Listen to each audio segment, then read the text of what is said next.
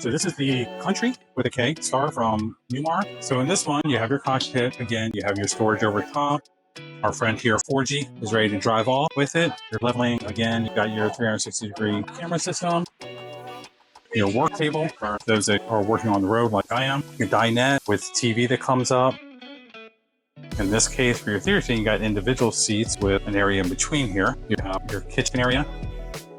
Within this time, which is unique nowadays, in these big ones, you still have your propane 3-burner stove, although you do have your microwave and convection oven together. Again, you have both sides of your fridge, shelving for all your pantry needs, side-by-side fridge with water. And here's a unique add-on to a motorhome is your bar/wine area. So you got your wine fridge here and place for all your wine glasses, and what in a house would be considered your butler's pantry here.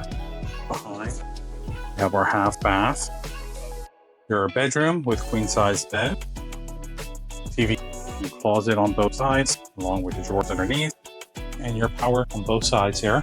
And then your back bathroom, again, has toilet, washer, dryer, and extra closet space there, along with your shower that's one of these curved corner units. Check out another RV tour here.